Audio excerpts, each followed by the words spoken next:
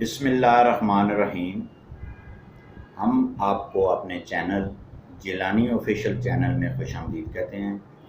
آج کی اس ویڈیو میں ہم بات کریں گے کہ سرٹیفکیٹ جانشینی کیا ہوتا ہے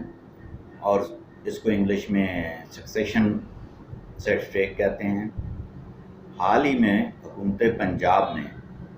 نیا قانون اسمبلی سے پاس کروایا ہے، جس میں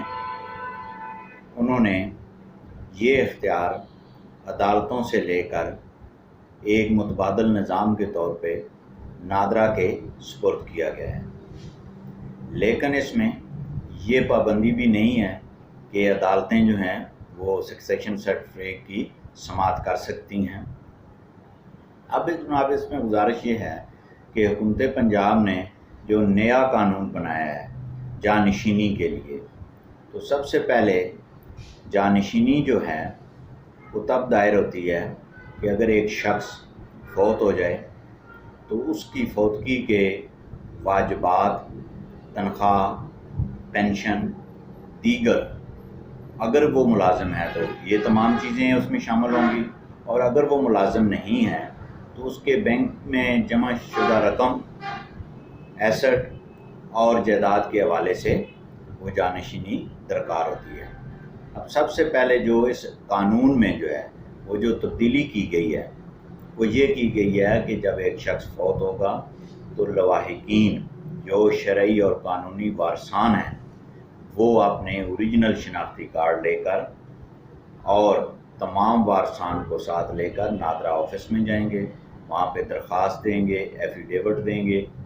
اور تمام کی ویریفیکیشن بائیو میٹرک انگوٹھوں سے تصدیق ہونے کے بعد نادرا کی جو فیس ہوگی تقریباً 10,000 روپے کے قریب ہے، وہ ادا ہونے کے بعد جو ہے وہ نادرا آفس جو ہے وہ جانشینی سرٹیفکیٹ جاری کر دے گا۔ یہ اب نئی ایک تبدیلی کی گئی ہے اس قانون میں۔ اس سے پہلے سول جج کے پاس اختیارات تھے کہ وہ جانشینی دائر ہوتی تھی اور اس کے ساتھ وہ سارا یہ پروسیس کمپلیٹ ہوتا تھا، لیکن موجودہ حکومت نے اس میں تبدیلی کر دی گئی ہے کہ وہ افراد نادرا کے پاس جائیں گے، اور اگر جہاں پہ ڈسپیوٹ آ جائے گا، کوئی جھگڑا ہے، کوئی وراثت کے حوالے سے ہے، کوئی شرعی وارثان کے حوالے سے ہے، تو پھر بھی ان لوگوں کو دوبارہ جو ہے وہ سول کورٹ میں آنا پڑے گا۔ اس طور پہ یہ نیا قانون بنایا گیا ہے۔ آپ تمام دوستوں سے گزارش ہے کہ جن دوستوں نے میرا چینل ابھی تک سبسکرائب نہیں کیا ان سے گزارش ہے کہ وہ جلدی سے سبسکرائب کریں، لائک کریں اور کمنٹس کریں۔ تھینک